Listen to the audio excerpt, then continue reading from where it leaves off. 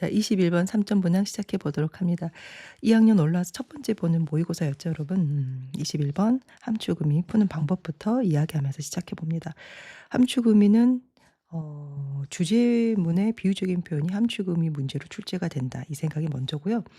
두 번째는 그러기 때문에 함축의미의 비유적인 표현은 조금 전에 말씀드렸던 것처럼 주제에 대한 비유적인 표현이잖아요. 그래서 키 센텐스 찾는 거. 두 번째는 비유적 표현을 꼭 한번 읽어 보시는 거. 그 비유적인 표현을 보면 어느 정도 살짝의 느낌을 좀 잡거든요. 말 그대로 비유적인 표현이기 때문에 풍겨진 뉘앙스가 있답니다. 두 가지 키 센텐스 그다음에 비유적인 표현에서 힌트를 잡기 이렇게요. 자, 첫 번째 문장 시작합니다. 첫 번째 문장 보시면 제가 키 센텐스라고 써 놨고요. 밑줄도 그어 놨습니다. 바로 지문의 주제문이 되겠네요. 주제문 바로 의미 파악 시작해 봅니다. 첫 번째 단계입니다. 무엇을 향한? 존중하는 교실의 학습 공동체예요. 존중하는 교실 학습 공동체를 establish해요.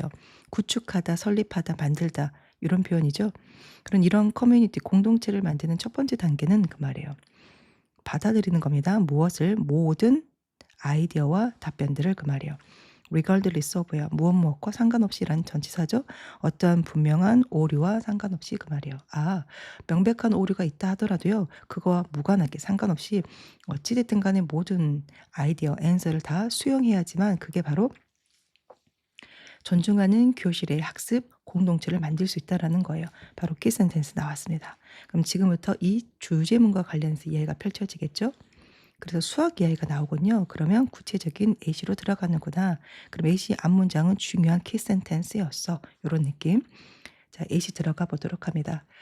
뭔가 풍부한 수학적인 토론은 발생할 수가 없답니다. 만약 뭐 하면 앞문장, 첫 번째 문장을 이야기하는 거죠. 이러한 기대가 is not in place예요. 자리를 잡지 않으면 그 말이에요. 그럼 다시 한번 이러한 기대인 첫 번째 문장을 강조하고 있네요. 그래서 이러한 기대는 바로 뭡니까? 앞에서 말한 이 이야기가 되겠죠. 이렇게요.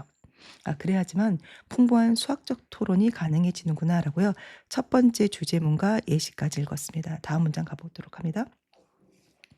자, 우린 분명 기억해야만 합니다. 그 말이에요.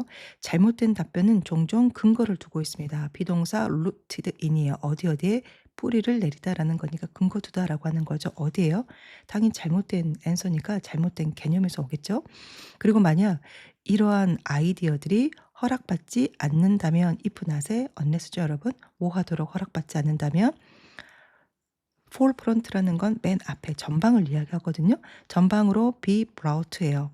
이끌어지도록 나오도록 허락받지 않는다면 그 말이에요. 그 말은 바꿔 말하면 잘못된 대답을 편안하게 말할 수 없는 분위기가 형성이 된다면 그 말이에요. 그러면 우리는 도울 수가 없습니다. 학생들이 뭐 하는 거? 직면하는 걸요. 무엇을? 그들의 생각을 학생들이 직면하는 걸 도울 수가 없습니다라는 건 결국 풍부한 수학적인 토론이 이루어질 수 없습니다라고 앞문장하고 연결시킬 수 있겠죠. 그리고 방금 읽었던 문장에서 여러분 중요한 어법 포인트 있죠? 헬프는 목적어 나오고 목적격보로 원형 부정사요. 원형 부정사도 가능하고 투 부정사도 가능하고요. 투 부정사에서 투가 생략이 돼서 원형 부정사만 남았다. 이렇게 생각하실 수 있겠네요. 그래서 confront 같은 경우는 어법 문제로도 잘 나오죠. 자, 다음 문장 갑니다. 학생들이에요. 어떤 학생들입니까? 앞에서 조금 전에 읽었던 것처럼 잘못된 답변이 이제 전방으로 이끌어질 수 있는 분위기가 형성되지 않는 상황에서는 학생들이 조금 전에 그들의 생각을 직면할 수 없다 그랬잖아요. 그래서 학생 이야기로 이어간다 이렇게 생각하실 수 있겠죠. 자, 어떤 학생이냐면 안전한 학습의 환경에 있는 학생이에요. 그럼 방금 앞에서 말했던 것처럼 잘못된 생각도 이렇게 편안하게 말할 수 있는 그런 분위기의 학생들이겠죠.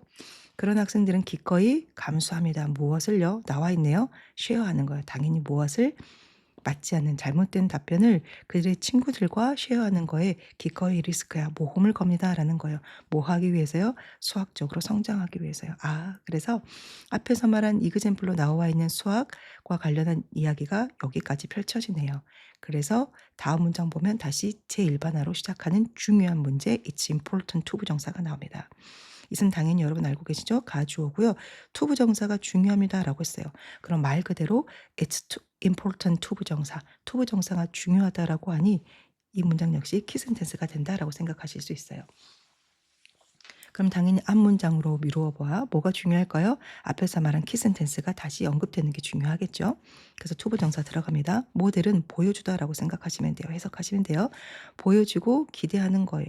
모든 아이디어를 acceptance 나와 있네요. 수용하는 거예요. 아, 모든 아이디어를 수용하는 거, 그거를 보여주고 그걸 기대하는 거. 그거 되게 중요합니다. 당연히 뭐 없이요. 밑에 각주 나와 있습니다. 비하하는 커멘트야. 말 없이 그 말이요. 이게 틀렸다 그래서 비하하는 거 없이요. 모든 틀린 오류마저도 다 수월하게 편안하게 말할 수 있는 그런 분위기를 보여주는 게 되게 중요합니다. 그럼 그런 분위기를 형성하는 게 누굽니까? 당연히 그 수업을 이끌어간 선생님이겠죠. 그래서 자연스럽게 as educators가 나오는 거예요. 교육자로서 우리는 보여줄 수 있습니다. 앞에서 말한 이러한 것을 그 말이에요. this는 앞에 나와 있는 이 내용을 이야기하겠죠. 어떻게 하면서 보여줄까요? 선생님이 해야 될 역할이 나와 있네요. by ing는 수업 시간에 여러 번 강조했죠. 한 번 더. by ing는 항상 중요한 표현이 들어가 있다고요. 그럼 앞에서 말한 이런 분위기를 형성하기 위해서 선생님이 해야 할 역할이 있겠네요. 모든 답변들을 다 레코드 기록을 하는 거예요.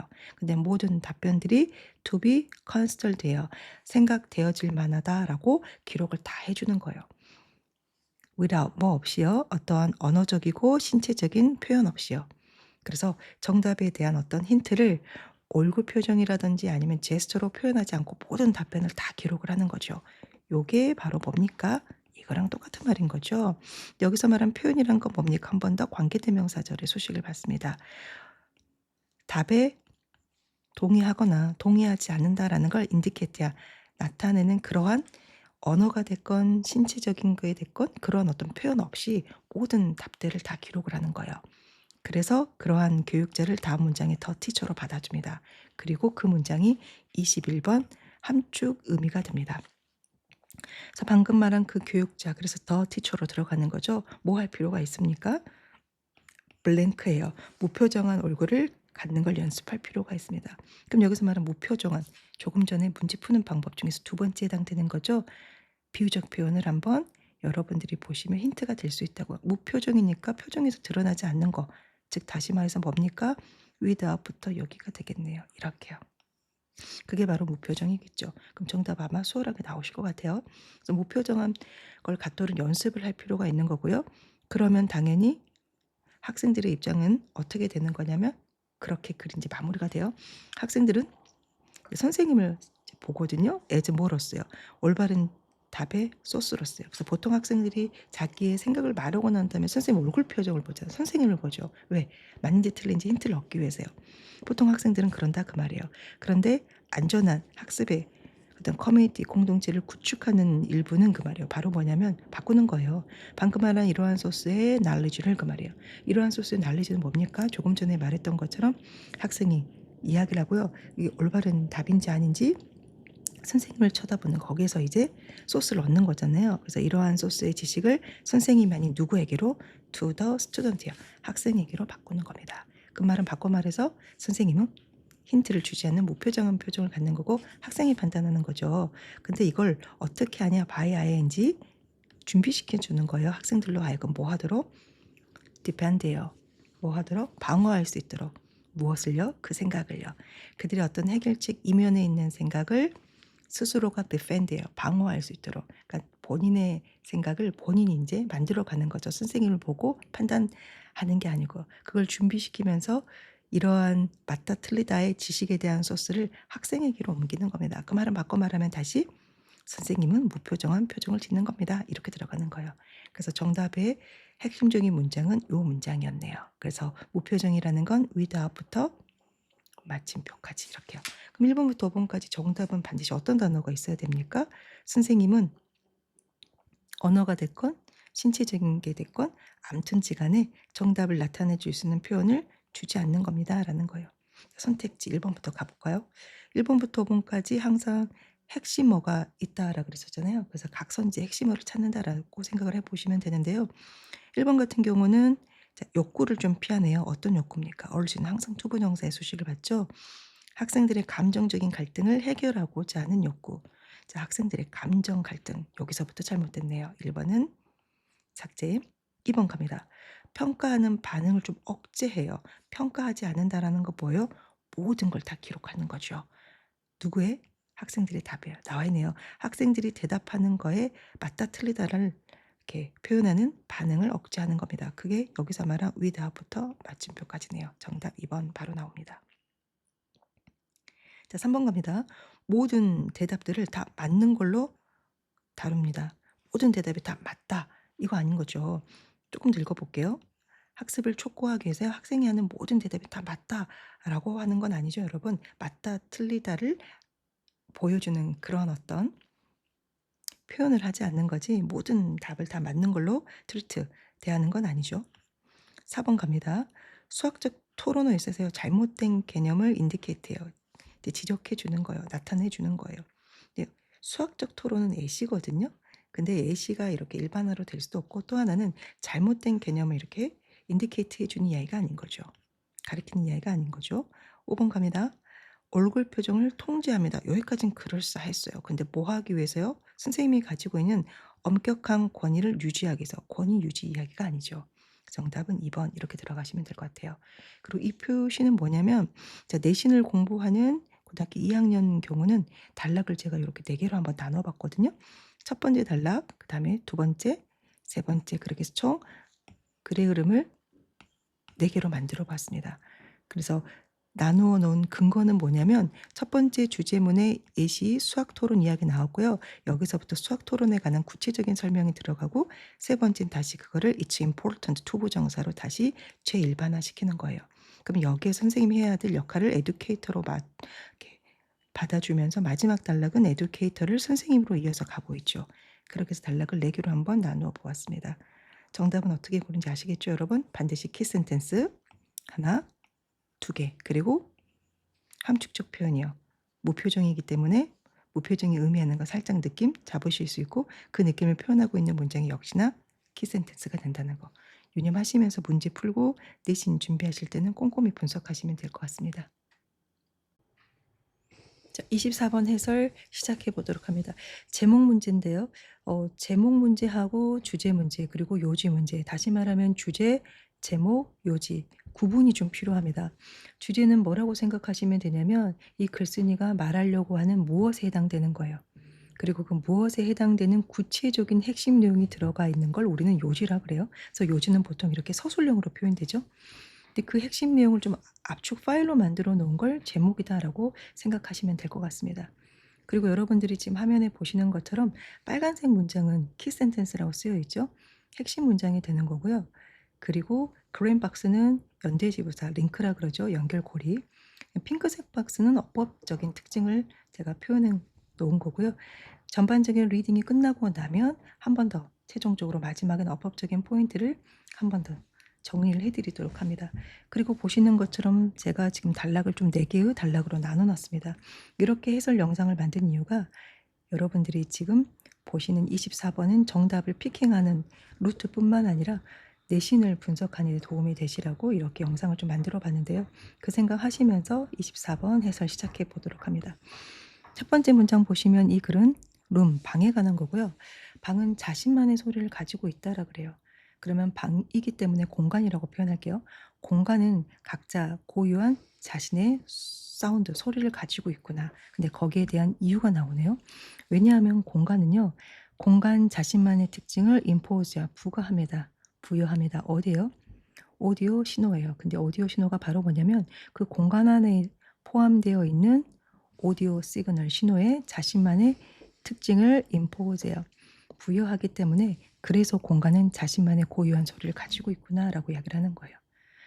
네, 첫 번째 문장 보시면 느껴지는 이 글의 내용이 좀 보이시죠, 여러분? 이 글은 공간과 사운드에 관한 건데요. 결국 공간이 사운드에 영향력을 행사한다라는 거예요. 그걸 지금 임포즈부터 시그널까지 이렇게 표현하고 있네요. 그래서 다음 문장 가면 방금 말한 이러한 내용은 사실 일종의 놀라운 일입니다라고 해서 다시 한번 첫 번째 문장 주제문이 정말 리마커블 놀라운 일이야라고 강조하고 있네요. 다음 문장으로 넘어가는데 보시는 것처럼 제가 단락을 나눠 놨습니다. 그 이유가 헤드폰이라는 예시가 시작이 되거든요. 그러면 첫 번째 문장이 이 글의 중심 문장이었고 지금부터 거기에 대한 예시가 나오는구나 이렇게 생각하실 수 있을 것 같아요. 헤드폰에서 커밍 나오는 음악과 같은 사운드는 그 말이에요. 모든 곳에서 똑같이 들립니다. 그래요. 그럼 헤드폰이 이그젠플로 나왔는데요. 헤드폰은 룸, 공간과 조금 연결이 되지 않는 예시죠. 그래서 어떤 예시가 먼저 나오게 된 걸까 이런 생각도 한번 해 보시면서 계속 리딩 들어갑니다. No matter what이에요. what은 뒤에 나와 있는 이 명사를 수식해 주는 형용사 역할을 하는 거고요. 그래서 해석하실 때는 no matter what이기 때문에 무슨 명사일지라도 이렇게 해석하시면 돼요. 우리가 무슨 음향적인 환경 안에 있을지라도 앞에서 말한 헤드폰은 똑같이 소리가 들립니다 그랬어요. 그리고 그건 because 왜냐하면 룸, 방이 공간이 재생 시그널 패스야 경로의 일부분이 아니기 때문입니다 그랬어요. 아 그러면 헤드폰이라는 건 공간과 대조가 되는 예시네요. 대조가 되는 예시를 먼저 써준 이유가 다음 문장 벗을 써서 공간에 대한 구체적인 직접적인 예시를 더욱더 강조하기 위함이네요. 그러면 여기서 단락에 또 한번 나눠줄 수 있겠죠. 하지만 스피커에서 나오는 음악과 같은 사운드는 will sound different야. 다르게 들립니다. 모든 음향 환경에서 그 말이에요. 그러니까 모든 음악 환경마다 스피커에서 나오는 사운드는 다르게 들린다는 거예요. 그게 여기서 말한 뭡니까? 공간이 사운드에 미치는 영향력이겠죠. 그래서 모든 공간입니다. 어떤 공간? 관계부사절 수식을 받습니다. 관계부사 나오면 뒷문장 완전한 거 다 아실 거고요. 당신이 스피커를 셋업 만들어 놓은 모든 공간은요. 본동사 갑니다. will cause 야기시킵니다. 당신이 듣는 사운드가 to be different야. 다르게 들리도록 야기시킵니다. 라고 그래요. 그래서 여기서 cause는 미래지향적인 동사이기 때문에 목적어 나오고 목적격 보로 to 부정사 나오는 것도 아실 거고 거기에 대한 보충 설명이 조금 더 가끔은 정말 dramatically 극적으로 굉장히 달라요 라고 이야기를 해요. 여기도 부사 나오면 안 돼요 여러분. 형용사가 나오는 건 앞에 to에 연결되기 때문이에요.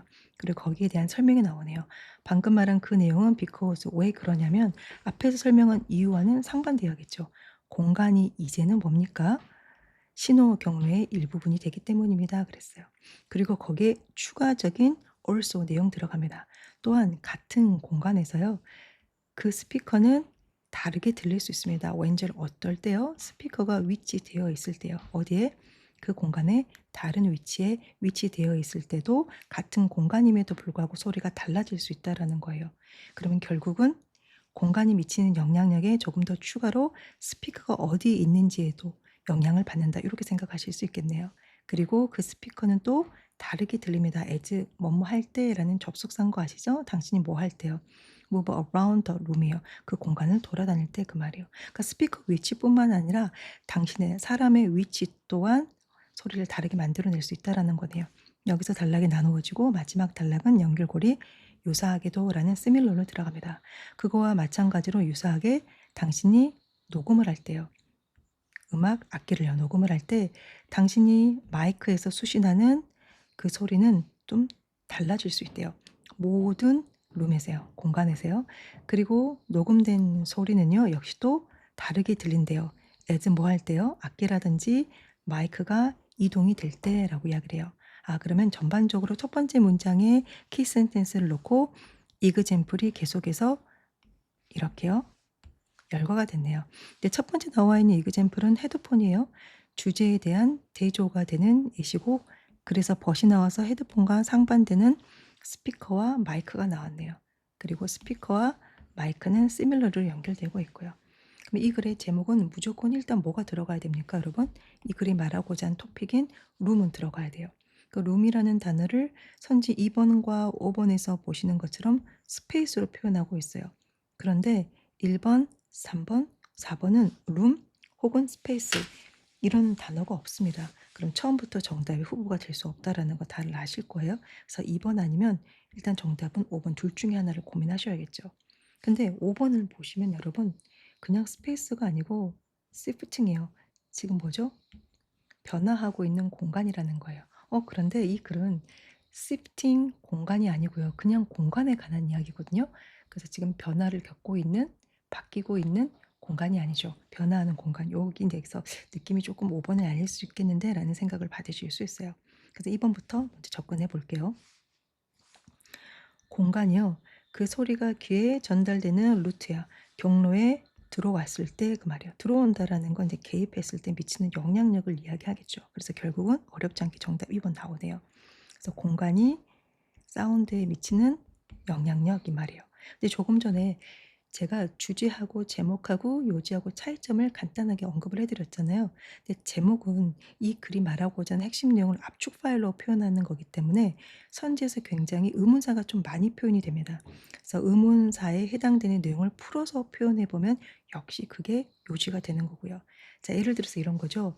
스페이스 공간이 사운드가 우리 귀에 도달하는 어떤 경로에 들어왔을 때, 개입했을 때 어떻게 됩니까? 소리가 이제 달라지게 들리는 거잖아요. 그게 바로 이 글의 핵심 내용, 요지였기 때문에 이걸 풀어서 가면 이 글의 핵심 내용이 펼쳐지는구나 이렇게 생각하실 수 있습니다. 정답은 2번이고요. 5번은 스페이스가 들어있음에도 불구하고 답이 될 수가 없는 이유는 뭐냐면 시프팅이에요. 계속 변화하는, 바뀌는 공간을 통해서요. 즉 다시 말해서 공간이 계속 바뀌지만 그 안에서 일정하고 지속적인 사운드 이펙트야, 소리를 쫓아가는 거. 공간이 계속해서 바뀌어 갑니다. 근데 그 안에서 바뀌는 공간에서 내가 일정한 소리의 효과를 찾으려고 하는, 그걸 지금 추적하는, 쫓아가는 그런 내용이 아니죠. 그래서 5 번은 답이 될 수가 없고요. 1 번, 3 번, 4 번은 처음에 말씀드렸던 것처럼 룸이라는 표현 자체가 없어요. 그러니까 1 번이 만약 정답이라고 하면 이 글은 뭐에 관한 글이어야 돼요? 헤드폰과 스피커를 비교하는 글이어야 돼요. 헤드폰과 스피커는 예시로 나온 거죠. 3 번이 만약에 정답이라면 이 글은 악기에 관한 거냐, 악기에 관한 거 아니죠. 4 번이 또한 마찬가지로 만약에 정답이라면 이 글은 신호를 보내는데 그게 이제 사운드, from 신호에서 to 사운드까지 요거에 관한 내용이어야 돼요. 그래서 어떻게 소리가 전달되는지 그 어떤 원리에 관한 내용이어야 되는데요. 그거에 관한 내용이 전혀 아니었죠. 그래서 이 글은 공간에 관한 거, 그리고 공간이 어디에 미치는 영향력, 사운드에 미치는 영향력. 근데 어떻게 미치더라? 공간에 따라서, 스피커의 위치에 따라서, 사람이 이동하는 거에 따라서 소리가 다르게 들리더라. 그게 이 글의 요지가 되는 거고요. 그래서 보시는 것처럼 전체적인 내용의 마지막으로 어법적인 포인트만 정리 한번 해볼게요. 여기는 과거분사죠. 왜냐하면 이 문장에 본동사가 존재하기 때문에. 그래서 과거분사 앞에 나와 있는 수식을 받는 오디오 시그널을 꾸며주는 수동분사라는 거. 그래서 여기서 말하는 오디오 시그널이 포함하는 주체가 아니고 포함되어지는 대상. 그래서 다시 한번 수동분사. 여기 나와 있는 커밍이란 건 앞에 지금 뮤직을 수식해 주고 있고요. 뮤직이 헤드폰에서 나오는 주체잖아요. 그래서 능동분사. 노메로 왓은 뒤에 나와 있는 명사를 수식해 주는 형용사의 기능을 갖고 있고요. 노메로 왓, 무슨 명사일지라도 이렇게 해석을 하시면 되고, 전치사 반드시 in이 나와야 됩니다. 없으면 말이 될 수가 없어요. 왜냐하면 in 어쿠스틱 환경 이렇게 들어가니까요. 그리고 사운드라는 건 우리 감각동사죠. 감각동사 뒤에 형용사가 이제 보호로 나온다는 거. 왜냐하면 앞에 나와 있는 주어인 명사, 사운드를 보충 설명하는 거거든요. 그래서 소리가 어떤 상태로 들리냐, 다른 상태로 들린다 이렇게. 그래서 명사를 보충 설명한 형용사가 보호로 나온다는 거 부사 안 됩니다. 그리고 관계 부사는 앞에 장소를 수식하면서 동시에 뒷문장이 완전해야겠죠. 관계 부사니까요. 그리고 마지막으로 cause는 목적으로 하여금 뭐뭐 하도록 야기시키다. 무슨 지향적? 미래지향적이죠. 그 미래지향적인 의미의 준동사인 투부정사랑 세트로 나온다는 거. 그래서 cause, 목적어, 투부정사 이렇게요. 그렇게 해서 어법적인 포인트가 들어있는 문장은 혹시 단어 배열이나 영작으로 나올 수 있기 때문에 이제 그런 부분도 한 번씩 여러분들이 이렇게 영작을 한번 해보시거나 단어 배열을 해보시면서 문장을 써보시는 것도 적극 추천합니다. 그래서 전반적으로 제목, 주제와 제목, 요지 어떻게 차이점이 있는지 말씀을 드렸고요. 24번 제목 문제 정답을 고르는 그런 피킹하는 방법도 여러분들은 개설을 드렸고, 그리고 지문을 4개의 단락으로 나누었기 때문에 각 단락에 해당되는 내용을 가지고 여러분들이 내용을 좀 정리하시면 좋을 것 같고요. 정리하는 가운데 반드시 꼭 포인트로 짚으셔야 될 건 뭐냐면 문두에 시작하는 연대지부사 같은 경우는 꼭 반드시 정리하실 때 같이 정리한 데 꼭 포함하시기를. 그리고 마지막은 핑크색 포인트는 바로 어법적인 포인트. 이렇게 좀 정리를 해봤는데요. 여러분들이 또 여러분만의 어떤 손글씨로 분석하시면서 따로 정리를 해보시길 바랍니다. 자, 33번 해설 시작합니다. 빈칸 추론은 여러분 푸는 방법이 첫 번째 빈칸 내용을 가장 잘 표현할 수 있는 중심 문장 찾는 거죠. 우리가 중심 문장을 키 센텐스라고 이야기를 하는 거고, 그럼 키 센텐스 안에 키워드가 당연히 있겠죠. 그러면 키워드가 빈칸의 정답으로 갈 확률이 굉장히 높고요. 두 번째는 아무리 주제를 잘 잡아도 빈칸 추론 정답을 고르는 좀 어려움이 있는 경우가 있어요. 그건 왜 그러냐면 빈칸 주변 제시어를 캐치하지 않고 그냥 주제만 생각하면서 접근했기 때문이거든요. 그래서 두 번째로 중요한 건 빈칸 주변 제시어예요. 자, 그 생각 가지고 첫 번째 문장 바로 들어갑니다. 자, 우리는 타당하게 주장할 수 없는 내용이 대절이야라고 하는데요. 부정문이 나왔기 때문에 그 부정에 대한 대안이 다음에 나올 것 같다라는 생각, 그리고 그 대안이 강조가 되겠지. 네, 그 생각하시면서 들어가 봅니다. 뭐라고 주장을 할 수가 없냐면 인간이 도덕적으로 좀 더 우월한 존재다라고 주장을 할 수가 없대요. 근데 어떤 근거로 인간이 더 우월하다라고 했었냐면 언더그라운드 대절이에요. 대절이야라는 근거로라는 거예요. 인간이 가지고 있다라는 근거예요. 중간 사비 우선 빼겠습니다. 도덕적인 행위자의 능력을요. 아, 그러면 인간은 도덕적인 행위자의 능력을 가지고 있다라는 거. 근데 반면에 다른 존재들은 도덕적인 행위자의 능력이 없다는 거예요. 그런 근거로 야, 인간이 그러면 도덕적인 행위자의 능력이 있으니 좀 더 도덕적으로 우월하잖아라고 주장을 하는데 그렇게 할 수는 없다라는 거죠. 왜냐하면 그 이유가라고 들어가요. 아, 그럼 얘는 첫 번째 문장의 대안이라기보다는 왜 그렇게 주장할 수 없는지 이유를 설명하고 있어요. 근데 이유가 두 번째 문장에 나왔어요. 그러니까 부정을 먼저 하고요. 그 부정에 대한 이유가 나중에 나온 건 이걸 좀 더 강조하기 위해서인 거죠. 그래서 키 센텐스 들어갑니다. 왜 그렇게 주장을 할 수가 없냐면 대절리아 중간 삽입부터 들어가요. 도덕적인 기준이 관련 있는 한 대절의 수식을 받는 오로지 그러한 존재들만이 그 말이에요. 어떤 beings 존재냐면 도덕적인 행위자의 능력을 가지고 있는 존재들만이 유의미하게 전해질 수 있다라는 거예요. 뭐다라고? to be 도덕적으로 선한지 그렇지 않으면 도덕적으로 선하지 않는지 전해질 수 있다라는 거예요. 아, 그럼 느낌 오십니까? 도덕적으로 선하다 혹은 도덕적으로 선하지 못하다라고 하려면 도덕적인 행위자의 능력을 가지고 있는 존재들일 경우에만 그게 가능하다는 거예요. 그런데 첫 번째 문장 봐보세요. 첫 번째 문장에서 다른 존재들은 그러한 능력이 없다라 그랬거든요. 그렇기 때문에 능력이 없는 존재들하고 비교가 처음부터 될 수는 없겠죠.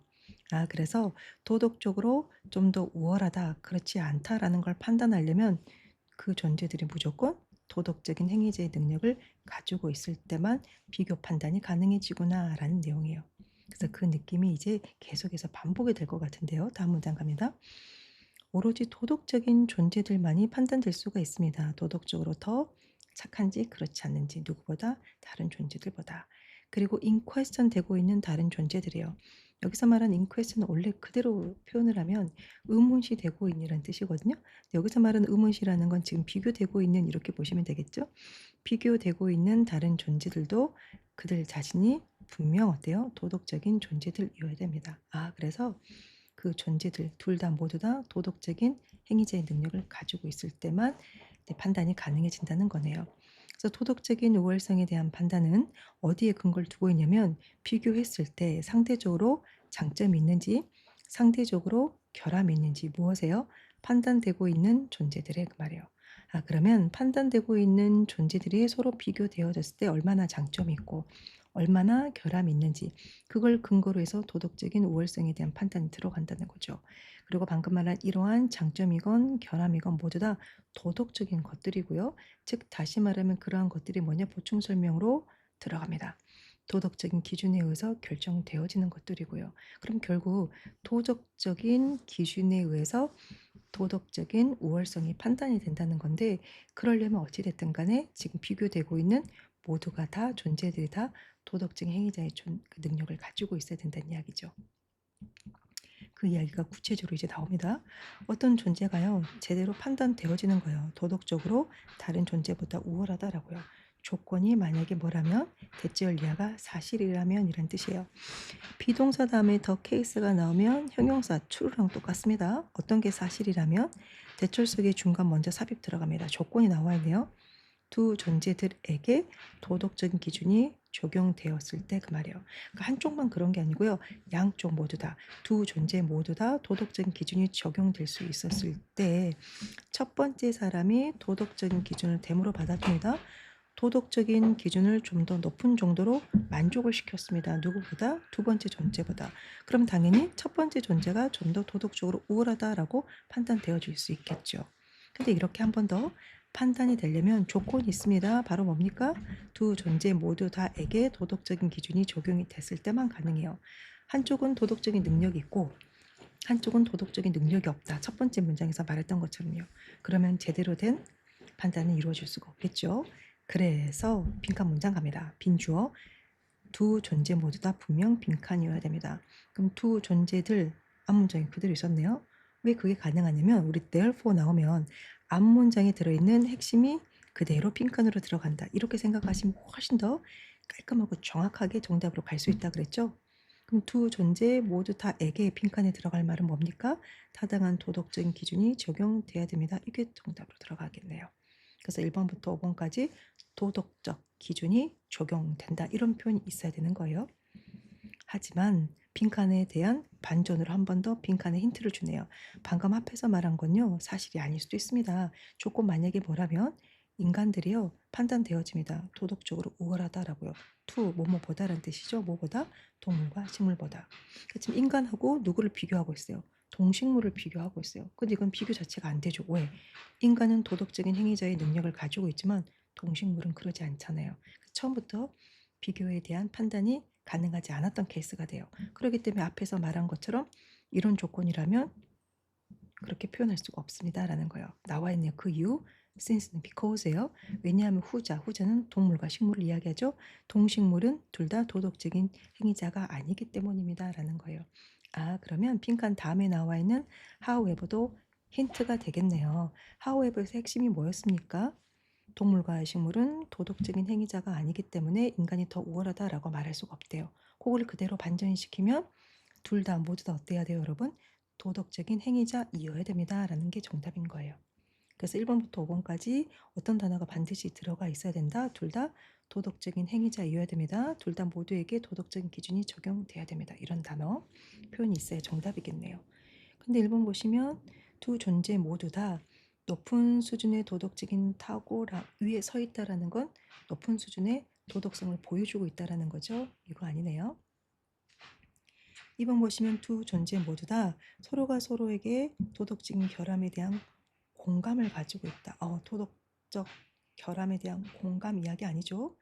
3번 보시면 두 존재 모두 다 도덕적인 가치의 의견 일치. 도덕적 가치 의견 일치 아니죠. 4번 보시면 두 존재 모두 다 도덕적인 우월함의 판단에서 배제가 됐다. 도덕적 우월함 판단에서 폐지된 이야기가 아니죠. 그럼 정답은 5번이겠네요. 5번 보시면 두 존재 모두 다 분명 fall within the range of는 어떤 범위, 적용 범위 안에 있다라는 뜻이에요. 어떤 적용 범위 안에 있다라는 뜻이에요. 그럼 두 존재 모두 다 도덕적인 기준의 적용 범위 안에 있어야 됩니다. 라는 건 뭐예요? 앞에서 말한 거 그대로네요. 두 존재 모두 다 도덕적인 기준이 적용돼야 됩니다. 앞문장 그대로 키워드 연결이죠. 정답 5번이요. 그래서 수업 시간에 계속 강조했던 거 그겁니다, 여러분. therefore가 나오면 앞문장의 원인에 대한 결과일 건데 원인에 대한 결과가 뭘까라고 생각하는 순간 나도 모르게 정말로 주관성이 개입이 되거든요. 그래서 그 생각은 나중에 좀 해보시고요. 일단 첫 번째는 심플하게 정답을 정확하게 가시려면 앞문장의 핵심 키워드 빈칸에 넣어야지 이 생각이요. 근데 빈 주어가 두 존재들이잖아요. 그럼 앞문장에도 두 존재 있거든요. 그래서 빈칸은 이게 들어가. 다시 한번 이렇게 생각하시면 정답은 5번으로 빠르게 나올 수 있을 것 같아요. 그래서 제가 정리를 상단에 주제를 좀 적어놨거든요. 이 글의 주제는 도덕적으로 이제 오해를 판단하는 데 있어서의 그 조건이에요. 그 조건이 바로 뭡니까? 사람들이 모두 다 판단되고 있는 사람들이 모두 다 도덕적인 행위자이어야 된다. 이게 바로 조건인 거죠. 그래서 그 조건을 그대로 표현하고 있는 이 문장이 키센텐스가 되는 거고 그걸 그대로 반복하고 있는 게 빈칸 문장인 거죠.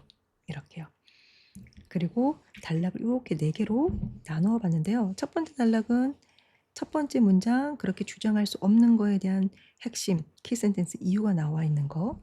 그러면 이게 핵심 문장이기 때문에 그 다음 단락의 두 번째 문장과 세 번째 문장은 그걸 그대로 설명하고 있고요. 그리고 제 나름대로 세 번째 단락은 보충 설명하는 거, 그리고 마지막 단락은 그걸 그대로 대월보로 받아서 한 번 더 빈칸 처리하면서 강조가 들어가고 있네요. 그래서 단락을 요렇게 4 개로 나눴을 때 각 단락의 중심 내용을 여러분들이 한번 서술 정리해 보시면서 글의 흐름을 다시 한번 어 정리해 보시면 좋을 것 같고요. 핑크색 어법 한번 체크해 볼까요? underground that 주어 동사예요. 주어가 동사라는 근거 위에라는 표현으로 that이라는 접속사가 나와야 주는 거. 그다음에 주어 비동사 said 투부정사가 나와야겠죠. 동명사 기타 등 다른 준동사는 안 됩니다. 투부정사라고 전해지다라는 표현이고요. 여기는 지금 분사인 거 아시죠? 앞에 이미 동사가 여기 나와 있거든요. 그래서 동사가 이미 존재를 하니 본동사가 나와 있으니 앞에 명사를 수식해 주는 분사가 나오는데 지금 존재들은 판단하는 주체가 아니고 판단되어지는 대상이죠. 그래서 진행형 수동 분사가 나왔다. 라는 거와 일맥상통으로 다음에 요 단어요. 이미 앞에 본동사 나와 있죠. 그리고 여기는 모든 도덕적인 원수를 즉 다시 말해서 통격 처리해 주고 있는 명사거든요. 그래서 명사를 보충 설명해 주는 과거 분사 형용사. 그래서 과거 분사 형용사 determined 이렇게요. 여기서 어법적인 포인트까지 정리해 봤고요. 그래서 정답은 이 글의 주제인 도덕적인 우열 판단의 조건을 그대로 설명해 주고 있는 키 센텐스에 두 존재들 모두 다 도덕적인 기준의 적용 범위 안에 있어야지만 우리는 도덕적인 우열 판단이 가능해진다. 5번 이렇게 정리하시면 될 것 같습니다. 34번 시작해 보도록 합니다. 34번 첫 번째 문장 보시면 search A as B가 나와 있는데요. 뒤에서부터 의미 파악하시면 될 것 같습니다. 하이픈 가운데 놓고 명사와 과거 분사의 수식을 받는 명사예요. 이런 표현이 나와 있으면 무엇 무엇에 의해서 되어진 수식받는 명사 이렇게 의미 파악하시면 돼요. 그래서 기계에 의해서 generate 되어 생성되어진 침묵에 대한 보완 요소로서 그러한 인공적인 퍼즐 필러들은 그 말이에요. 그러니까 퍼즐가 멈춤이란 뜻이잖아요. 사일런스 때문에 나온 거고요. 그걸 보완한다 그랬기 때문에 필러라는 표현이 나온 거예요. 그러면 사일런스 멈춤, 침묵을 보완하는 어떤 인공적인 것들이 도움을 줍니다. 첫 번째 뭐 하는데요? 좀 더 자연스럽게 들리는 억양을 만들어내는 데 도움을 줍니다. 어디에서요? 기계에 의해서 생성되어진 스피치 패턴에서요. 그 말이요. 그러니까 기계가 만들어낸 어떤 스피치에서요. 좀 더 자연스럽게 들리게끔 해 주는 억양을 만들어내는데 퍼즈 필러 그 역할을 한다는 거예요. 그리고 그래서 역시 두 번째 동사 들어갑니다. 도움을 줍니다. 뭐 하는데요? 이제 확신을 시켜 주는데요. 뭐라고 확신을 시켜 주냐면 그 AI의 인간 대화 상대에게 대처리하다라고 확신을 시켜 주는 데 도움을 줍니다.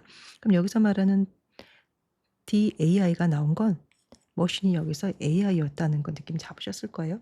그러면 지금 AI하고 인간하고 대화를 나누고 있다라는 것도 느낌 좀 잡으셨을 거고요. 근데 그런 상황에서 침묵을 보완해 주는 퍼즐 필러가 있으면 이제 어떤 이제 느낌을 받도록 인간에게 확신을 시켜 주냐면 인간이 대화를 하고 있다라는 거예요. 누구랑? AI가 아닌 다른 인간과 그 말이에요. 비동사 engaging with라는 건 그러니까 대화에 참여한다 이렇게 느낌 잡으시면 돼요. 그래서 정리를 한번 해 볼까요? AI하고요. 인간하고 지금 대화를 나누고 있는 상황에서요. 퍼즐 필러가 나와 있으면 즉 대화하는 도중에 공백이 있잖아요. 사일런스가 있을 수 있잖아요. 근데 그거를 지금 메꾸는 뭔가가 있으면 상대적으로 인간은 AI가 아닌 '인간과 내가 지금 대화하고 있구나.' 그런 이제 느낌을 받는다는 거예요. 그래서 다음 문장 보시면 그걸 뭐라고 표현하고 있냐면 AI의 침묵에 대한 인간다움이라고 표현하는 거예요. 그러면 AI의 침묵에 대한 인간다움은 앞에서 말한 이 내용이다라고 생각하실 수 있겠죠. 자, 그건 앞에서 말한 이런 맥락에서 생겨났고요. 그건 not least because 특히 무엇 무엇 때문에 생겨났습니다라고 부정을 해석하시면 안 됩니다. not least because는 특히 무엇 무엇 때문에라고 해석하시면 돼요. 특히 무엇 때문에 그러냐면 이런 짧은 침묵의 기간은 해석이 됩니다. as 뭐로써? 생각을 위한 멈춤으로 그 말이에요. 그러면 침묵이 있는 동안 그걸 메꿔주는 뭔가의 필러가 나오면 상대적으로 그 AI와 대화를 하고 있는 인간은 '지금 AI가 생각을 하기 위해서 잠시 멈췄구나.'라는 식으로 해석을 한다는 소리예요. 콤마 찍어 주고 분사구문 그래서 강화시켜 줍니다. 무엇을 여러분? 여기 나와 있는 대절리아의 일루전을 좀 더 강화시켜 준다라는 거예요. 그래서 어떤 일루전이냐면 머신이 지금 생각하고 있구나. before 뭐 하기 전에요? 반응을 하기 전에요. 마치 just as 뭐처럼요? 인간처럼요. 아, 인간처럼 이제 반응하기 전에 생각을 하고 있구나라는 이런 환상을 좀 더 강화시켜 준다라는 거예요. 그러면 퍼즈 필러 때문에 우리는 사일런스라는 걸 뭐라고 인식하는 거죠? '아, 생각을 위해서 지금 잠깐 멈춰 있구나. 되게 의미 있는 시간이다.'라고 생각을 하는 거예요. 하지만 그 말이에요. 기술적인 문제가 있군요. 그게 뒤에 과거 분사의 수식을 봤는데요. 플래그란 건 동사로 두드러지다라는 뜻이거든요. 그래서 과거 분사이기 때문에 두드러진 테크니컬 이슈, 문제들 이렇게 보시면 돼요. 어디에서요?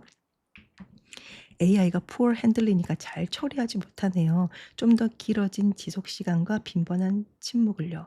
그럼 뭡니까? 침묵이 좀 더 길어지고요. 빈번해졌어요. 근데 그걸 AI가 잘 처리를 못하는 기술적인 문제가 있는 거예요. 그건 뭐만큼이나 no less than이에요. 한 번 더 no less than이에요. 그건 뒤에 거만큼 앞에 거란 뜻이에요. 뒤에 거만큼 앞에 거 이렇게 의미 파악하시면 돼요. 마치 원급하고 똑같은 거죠. 그래서 보시면 대절리하다라고 그 기계에 AI가 추론하는 것만큼 그 말이에요. 어떻게 추론했는지 볼까요? 침묵이라는 건 메꿔질 수 있어. 관련 있는 사운드 소리로 그 말이 어디에서요? 대화의 시츄에이션 상황에서요. 그게 바로 뭡니까? 관련 있는 사운드가 퍼즐 필러가 되겠죠. 이렇게 AI가 추론을 해서 그 침묵을 메꾸는 거예요. 그래서 여기서 말한 퍼즐 필러라든지 관련 있는 사운드는 지문에서 안 나왔는데 이런 느낌이에요. 이라고 표현하는 거나 아 이런 표현 있잖아요. 이런 걸 이야기하는 거예요. 근데 그렇게 지금 AI가 추론을 한 거죠. "사일런스는 메꿔줄 필요가 있어. 메꿔질 수 있어."라고요. 근데 그거만큼이나 침묵이 좀 길어지거나 빈번해지면 AI가 그런 상황에서는 그걸 잘 처리하지 못하는 기술적인 아직 문제가 있다라는 거예요. 근데 방금 말한 이런 두 가지가 그 말입니다. 본동사 가죠? 둘 다 중요합니다라는 거예요. 그래서 however가 나오는 이유는 앞에서 언급했던 퍼즐을 필러로 채우는 것만큼이나 반전의 방향으로 근데 길어지거나 그게 빈번해지면 그거를 잘 처리할 수 없는 기술적인 문제도 있다라는 것도 또한 마찬가지로 둘 다 모두 다 상당히 중요합니다라고 들어가요. 그리고 최소한 방금과 같은 이러한 상황에서 그 말이에요. 왜 엔리스트가 나온지 아시겠죠? however로 기술적인 문제가 있음에도 불구하고 그래도 적어도 최소한 방금과 같은 상황에서 AI는 뭐 하기 시작합니까? 사일런스를 '아, 생각을 위해서 잠깐 멈춰 있는 시간이야.'라고 생각하기 시작했다라는 거예요. 이렇게요. 그래서 스타트가 또 나온 거죠. 하지만 이제 반전이에요. 빈칸에 대한 반전이에요. 하지만 요 느낌 살려야겠죠. A가 좀 혼란을 겪어요. 혼란스러워하죠. 어쩔 때요. 웬 다음에 주어 비동사 빠져 있습니다. 상당한 침묵에 represent 돼요. present 돼요. 정정합니다. 상당한 침묵이 주어졌을 때요. 그러니까 침묵이 앞에서 말한 것처럼 길어지거나 빈번해졌을 때 AI가 처리를 잘 못한다 그랬잖아요. 기술적인 이슈로. 그래서 AI가 굉장히 혼란스러워합니다. 그리고 AI는 이해했죠. 무엇을요? 대화하다가 잠깐 숄트하게 브레이크 단절이 생기는 표식을요. 동등한 걸로 이제 이해를 한 거예요. 무엇과 동등하냐면 보컬, 발화의 어떤 마커들이요. 예를 들면 조금 전에 말한 퍼즈 필러와 같은 아나 이런 것들이에요. 이런 것들과 되게 동등하다라고 이해를 했습니다. 그리고 방금 말한 것처럼 이제 사일런스 침묵이 좀 길어지거나 아니면 빈번해졌을 때 AI가 어떻게 처리할지 몰라서 굉장히 지금 혼란스러워합니다. 근데 이러한 것들은 무엇을 나타내 주고 있냐면 빈칸이지만 이런 상황일 때 그게 의미하는 건 AI가 그래도 지속적으로 선호한다는 거예요. 침묵보다는 사운드를 한 번 더 absence보다는 presence를 좀 더 선호한다라는 거예요. 그러니까 부재보다는 존재를 선호하는 것 같은 맥락으로 아무것도 없는 침묵보다는 그래도 사운드를 선호한다는 거예요. 근데 이 멘트가 나오게 된 건 앞에 나와 있는 연결사의 존재감을 생각해 주셔야 돼요. 그래서 아마 이런 부분 때문에 정답에 접근하는 조금 다소 여러분들이 망설임이 굉장히 있었을 것 같거든요. 근데 정답을 고르실 때 어떻게 생각하시면 되냐면 일단 이 글은 뭐에 관한 거예요? 침묵에 관한 거예요. 그럼 최소한 빈칸 주변 제시어는 침묵은 없잖아요. 그럼 빈칸에는 침묵이라는 단어는 있어야 돼요. 선지 1 번부터 5 번까지 봤을 때 사일런스를 가지고 있는 선지는 2 번하고 4 번밖에 없더라고요. 근데 사일런스와 관련해서 뭐라고 설명하고 있었냐면 사일런스 짧은 사일런스를 '생각을 위해서 지금 잠깐 멈춰 있구나.'라고 생각을 한다는 거예요. 그래서 빈칸에는 사일런스와 관련해서 그런 내용이 긍정적 방향으로 들어가는구나. 근데 그걸 뒷받쳐 주고 있는 게 그다음 문장 at 반전 연결사예요. 하지만 그렇게 사일런스를 '생각을 위해서 지금 멈춰 있는 시간이야.'라고 생각해도 방금과 같은 상황 때문에 그래도 사일런스보다는 사운드 소리를 내는 걸 좀 더 선호해라고 그래요. 즉 좀 더 대놓고 이야기를 하자면 at 다음에는 사일런스를 부정적인 방향으로 설명을 했어요. 근데 반전 연결사 있기 때문에 앞에 빈칸에는 사일런스를 긍정적인 방향으로 설명을 해 줘야 돼요. 그게 바로 뭡니까? 사일런스를 '아 생각하기 위해서 잠깐 멈춰 있구나.'라고 해석한다라는 거죠. 그래서 정답 4 번을 보시면 최소한 이런 상황에서 AI는 사일런스 침묵을 무엇이 아닌 not a 법이죠 여러분. absence예요. 아무것도 없는 텅 비어 있는 그 말이에요. 그게 아닌 의미 있는 데이터로 인식하기 시작했습니다라는 거예요. 의미 있는 데이터로 인식했기 때문에 그게 바꿔 말하면 뭡니까? 아 사일런스가 지금 생각을 하기 위해서 잠깐 멈춰 있구나. 생각을 하기 위해서 잠깐 멈춰 있구나. 이게 의미 있는 데이터로 인식했기 때문에 이런 말이 나올 수 있었던 거죠. 그래서 정답은 4 번인데요. 2번 오히려 정반대입니다.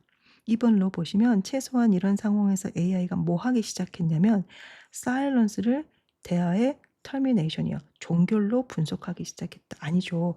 대화가 끝난 게 아니고 여러분 이 사일런스 자체를 되게 의미 있는 데이터로 보는 거예요. 그게 바로 뭐더라 한 번 더 사일런스를 생각을 하기 위해서 자금 멈춰 있구나라고 보기 시작했다라는 거죠. 하지만 뭡니까? 앞에서 말한 기술적인 이슈가 있으니 그래도 여전히 사일런스보다는 사운드를 더 선호합니다. 정리하자면 사일런스를 의미 있는 데이터로 보기 시작하긴 했어요. 그치만 기술적인 이슈 문제로 아직은 그래도 이해와 무관하게 사일런스보다는 그래도 사운드 소리를 좀 더 선호합니다라는 전반적인 글의 요지가 완성이 되죠. 하지만 빈칸에는 앞에서 말했던 이 내용 그대로 사일런스와 관련해서 생각을 위한 어떤 멈춤의 의미 있는 데이터가 바로 사일런스 침묵이야라고 말하는 정답 4번 이렇게 가시면 될 것 같아요. 아마 글의 정답을 추론하는데 그렇게 쉬운 문제는 아니었다고 생각을 해요. 그치만 일단 선지 5개 중에서 2 개로 압축한다라는 건 조금 이제 학습을 통해서 접근이 용이할 수 있죠. 왜냐하면 이 글은 사일런스에 관한 거니까 사일런스가 들어있는 걸로 집중 공략한다. 그럼 2번 아니면 4 번이에요. 근데 딱 봐도 2 번과 4 번이 서로 반대 방향인 거 아시겠죠? 2 번은 사일런스를 대화의 끝 즉 아무것도 없는 걸로 보는 거잖아요. 근데 4 번은 그게 아니고 오히려 정반대 의미 있는 데이터로 본다는 거예요. 그러면 2 개의 상반되는 선지 중에서 결국 정답을 하나 고르셔야 되긴 하는데 어떤 걸 골라야 되냐 빈칸 주변 제시어 보시면 최소한 그래도 이런 상황에서 이런 상황이 어떤 상황? 앞에서 말한 기술적인 문제가 있음에도 불구하고 사일런스와 관련해서 사일런스를 생각을 위해서 잠깐 멈춰 있는 긍정적인 방향으로 묘사하는 거. 그러면 정답은 4번 이렇게 들어가는 거고 혹시 앞에서 힌트를 못 잡으셨으면 좀 어렵긴 하지만 다음에서 힌트를 잡으실 수 있어요. 근데 그걸 좀 심플하게 가셔야 돼요. 앳이 나와 있기 때문에 이 글은 사일런스와 관련해서 어떻게 표현하고 있지? 사일런스보다는 그래도 사운드를 선호해. 그럼 사일런스를 부정적인 방향으로 설명하고 있네. 앳이니까 그럼 빈칸에는 사일런스를 긍정적인 방향으로. 그래서 긍정적인 방향인 의미 있는 데이터가 침묵이야라고 말하는 정답 4번 이렇게요. 근데 2 번은 사일런스 오히려 대화의 이제 종결로 봐버리는 부정적인 방향이니까 답이 될 수가 없어. 이렇게 또 접근하시면 정답은 어찌 됐든 간에 피킹하실 수가 있어요.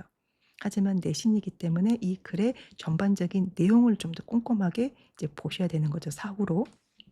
그래서 이 글은 AI가 사일런스를 어떻게 처리하고 이해하는지 그거 방식에 관한 내용인 거고요. 앞에서 말한 것처럼 사일런스를 생각을 위한 멈춤으로 이해했습니다. 하지만 기술적인 문제로 여전히 사일런스를 의미 있는 데이터로 보긴 했으나 그럼에도 불구하고 사운드를 더 선호합니다라는 글의 요지가 나오는 거죠. 그래서 그 느낌 흐름을 그대로 타서 단락을 요렇게 4 개로 나눴는데요. 첫 번째 단락은 첫 번째 문장과 두 번째 문장 연결고리는 첫 번째 문장을 "in this 맥락으로 상황으로 받아줘서 두 번째 문장 키 센텐스가 나오는 거고요. 그다음에 세 번째 단락은 앞에 나와 있는 내용에 반전으로 이제 기술적인 이슈 문제를 제기해 주고 그다음에 빈칸이 나와 있는 상황에서 마지막 단락은 하지만 그래도 사일런스보다는 사운드 이렇게 들어가는 글의 흐름이었다는 거. 순서 문제로도 괜찮을 수 있었을 것 같아요. 그리고 또 다른 빈칸도 괜찮죠. 이 구간이요. 예를 들면 그리고 핑크색 박스를 보면 어법만 좀 체크해 볼까요?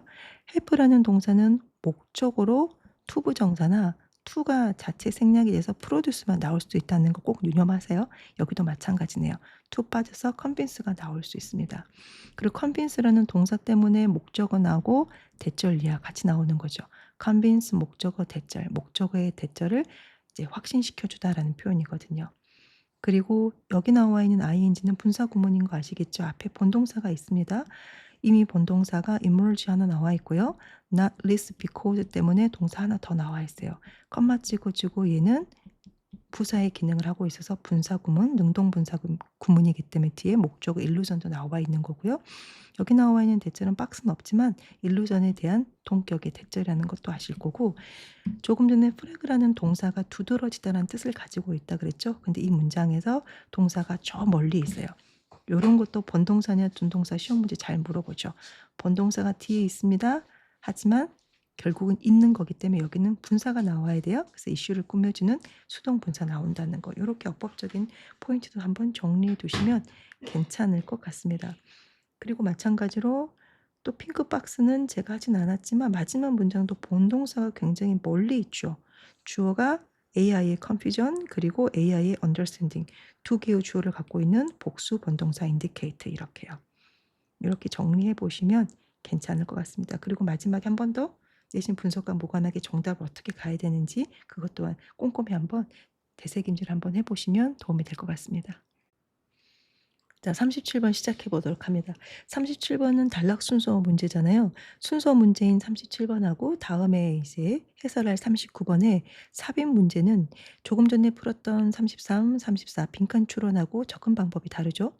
빈칸 추론은 키 센텐스의 키워드를 찾고 빈칸 주변 제시어를 여러분들이 보셔야 된다. 이게 먼저 중요하다라고 했다면 37번, 39번의 순서와 삽입 문제는 수업 시간 늘 이야기 강조하는 것처럼 링크입니다.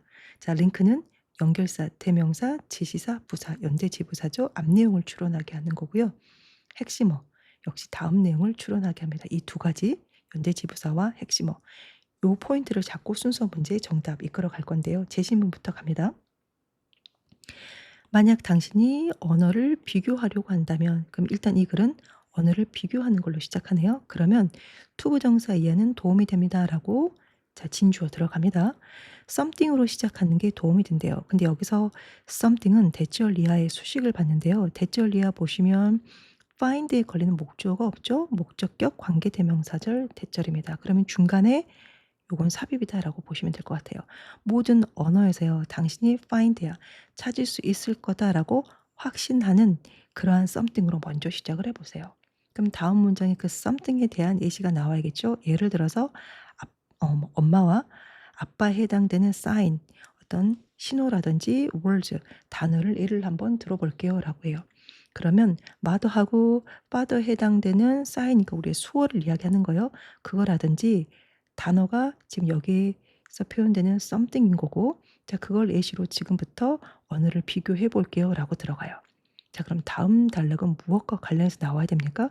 방금 읽었던 mother, father에 해당되는 뭐 sign이나 words에 관한 이야기로 나와야겠죠. 그런데 순차적으로 A, B, C 첫 부분을 좀 읽어보면서 연결고리를 잡으려고 하는데요.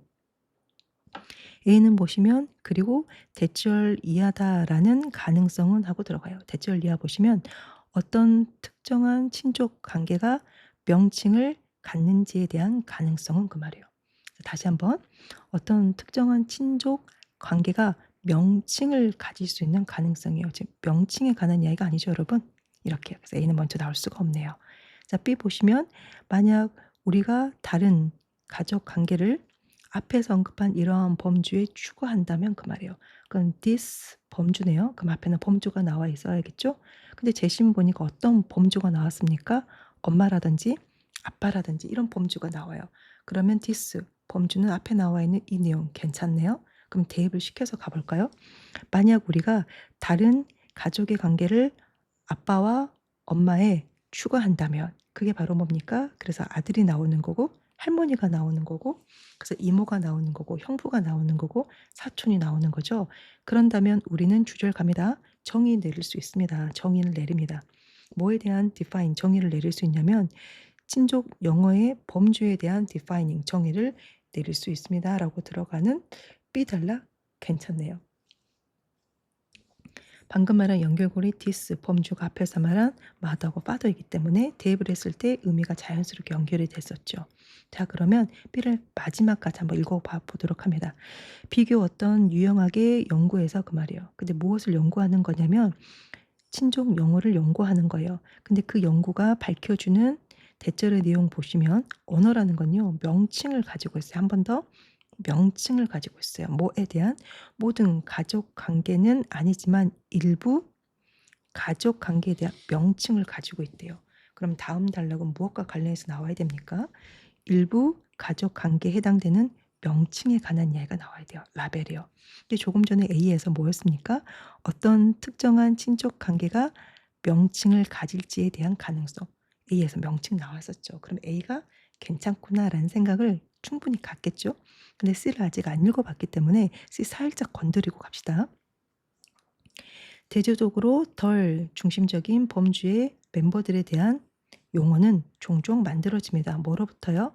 그 핵심적인 단어로부터 그 말이에요. 자, 더 핵심적인 단어예요. 그럼 최소한 더가 나와 있기 때문에 앞에는 뭐가 나와야 돼요? 핵심적인 단어가 나와야 돼요. 그러면 B에서 C가 아닌 A로 가는 게 맞구나라는 느낌 바로 받으실 겁니다. 그럼 A로 가볼게요. 방금 말한 것처럼 B에서 마지막 문장이 일부 가족 관계의 명칭이 존재한다 그랬고 그걸 그대로 대출 속에서 어떤 특정한 친족 관계가 명칭을 갖는지 그 가능성은 우리가 예측할 수 있다라고 이어서 받아주네요. 근데 예측은 무엇을 기반으로 예측을 하냐면 그 언어의 다른 친족 단어를 놓고 그걸 기반으로 해서 이제 명칭이 또 만들어질 수 있다는 거고 그거에 대한 예시를 보면 모든 언어는 어떤 중심적인 친족 용어를 가지고 있어요. like 무엇처럼 mother하고 father처럼 그 말이에요. 아, 그러면 엄마하고 아빠를 기준으로 해서 뭐가 만들어집니까? 일부 가족 관계에 대한 라벨 명칭이 만들어지네요. 그 내용이 어떻게 C로 간지 봅시다. 그거와 대조적으로 이제 엄마하고 아빠와는 이제 대조적으로 덜 중심적인 가족의 멤버들에 대한 용어는 종종 어디에서 만들어지냐면 앞에서 말한 친족 용어를 더 핵심 단어로 받아주죠. 그래서 앞에서 언급한 엄마, 아빠와 같은 핵심적인 단어에서 덜 중심적인 멤버들에 대한 단어 용어가 만들어집니다. 그럼 여기서 말한 덜 중심적인 멤버가 뭔데요? 시어머니라든지 아니면 양아버지와 같은 그 말이에요. 그러니까 엄마하고 아빠를 기준으로 놓고 여러분 어떻게 해요? 덜 중심적인 멤버들에 대한 단어가 탄생이 된 거죠. 이렇게 해서 순서는 이게 맞네요. 근데 마지막 문장은 C 단락의 마지막 단락이기 때문에 글 전체적인 거에 마지막 문장이 되는 거예요. 그럼 마지막 문장은 최종 정리하는 느낌인 거죠. 그 느낌을 어떻게 살려있는지 보세요. 그럼 한 번 더 C가 정말 마지막 단락일 수밖에 없구나라는 느낌을 또 상대적으로 갖게 된답니다. 만약 우리가 전 세계적으로 언어를 비교한다면 이 글은 뭐에 관한 거다? 언어를 비교하는 거에 관한 거다. 그래서 글의 가장 마지막 문장에 한 번 더 이게 언급이 된 거죠. 그런다면 우리는 can ask야 물어볼 수 있습니다. 무슨 친족 관계가 일반적으로 표현되는지 위든 무엇을 가지고 핵심 용어를 가지고 그게 바로 뭐였습니까? 핵심 용어를 가지고 아들이라든지 기타 등등등등 커슨까지 표현이 됐었죠. 앞에서 말한 요 느낌을 이렇게 표현해 주고 있네요. 그리고 두 번째 또 물어볼 수 있습니다. 무슨 관계가 표현되는지 어떻게요? modify요. 변형하면서요. 그 핵심 용어를요. 핵심 용어를 변형하면서 표현했던 관계가 바로 뭡니까? 시어머니하고 양아버지죠. 요거를 그대로 어떻게 표현해 주고 있습니까? 이렇게 표현해 주고 있어요. 그래서 앞에서 언급했던 내용을 가장 마지막 단락의 마지막 문장에서 최종 결론의 느낌으로 표현하고 있네요.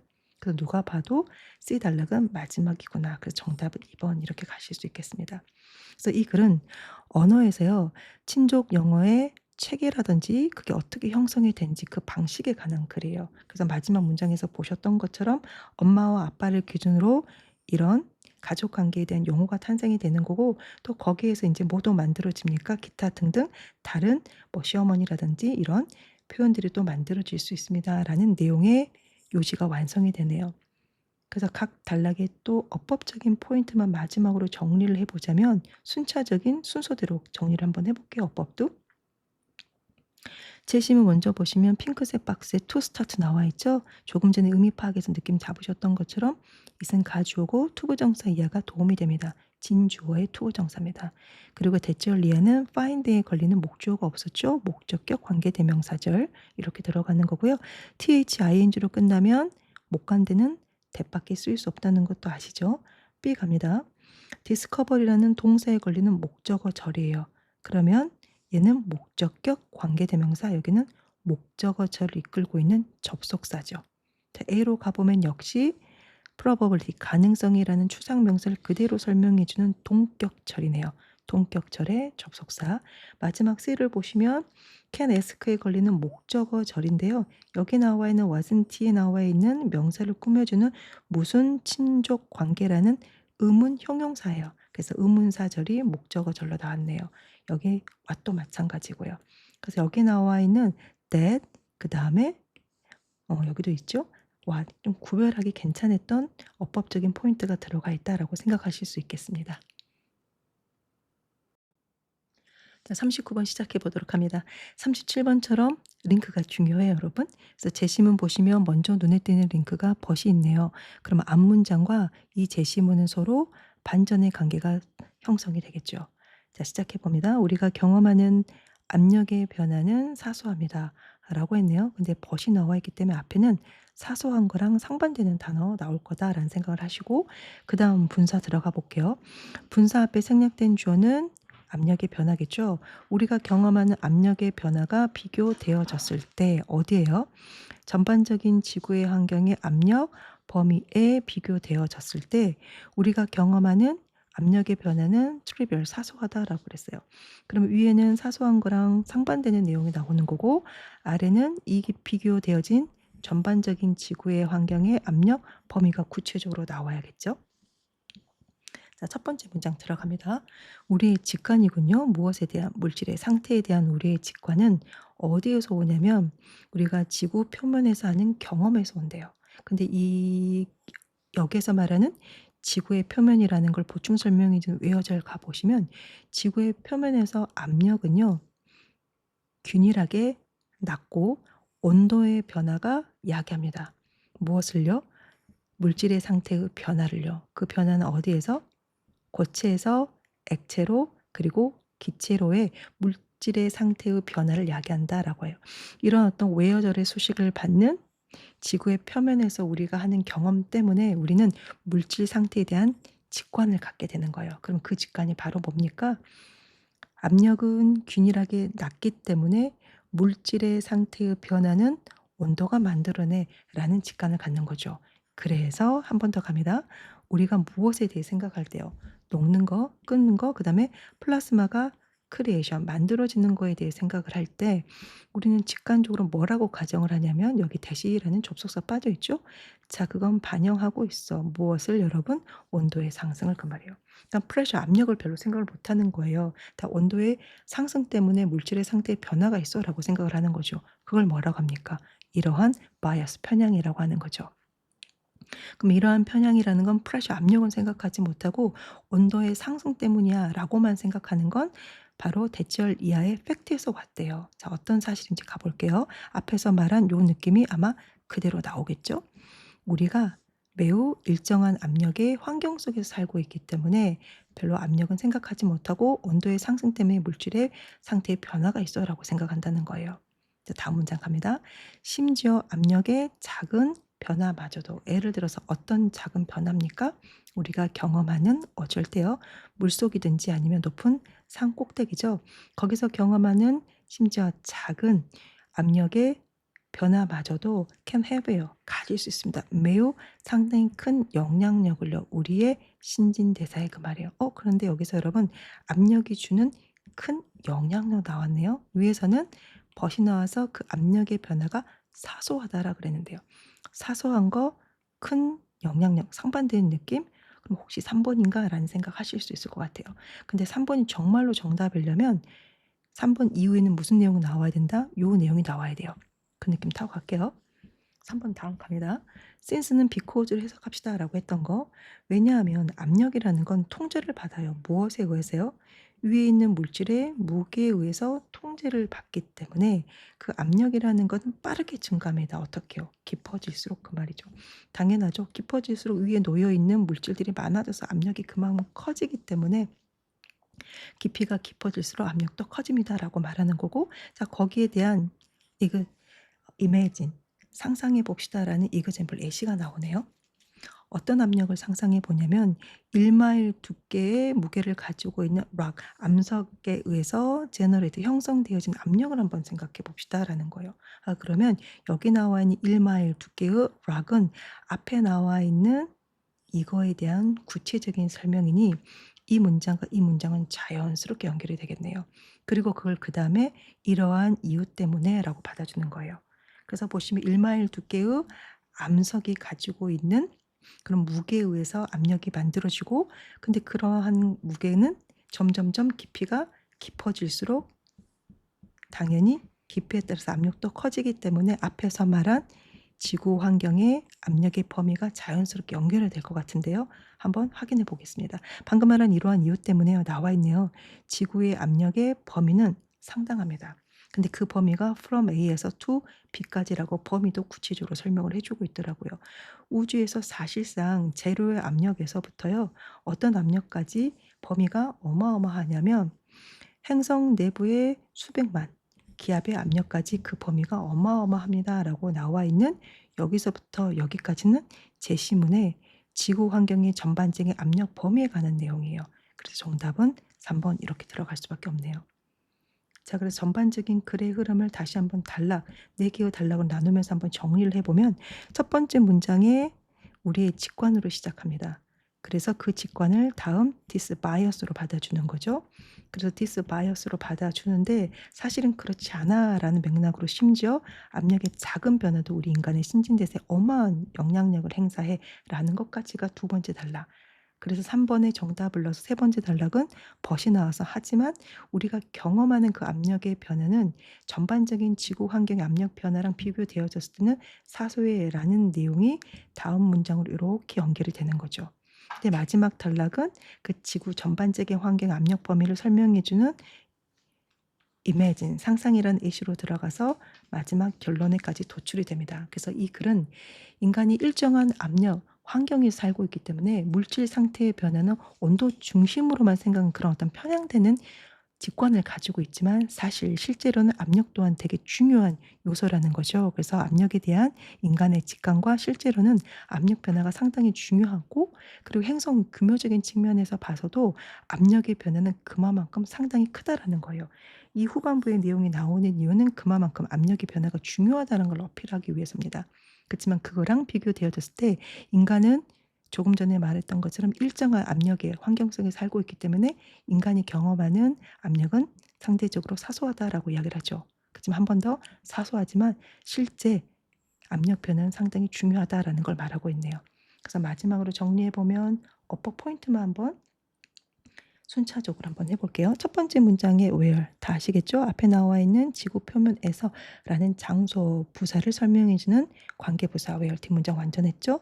1번 다음에 나와 있는 fact 추상 명사입니다. 뒤에 동격절의 that 느낌 잡으셨을 거고, 그다음에 정답 3 번에 넣었을 때 여기 나와 있는 compared 수동 분사 구문이죠. 그래서 뒤에 목적어 없고 목적어가 to 이하에 비교되어졌을 때라고 들어갑니다.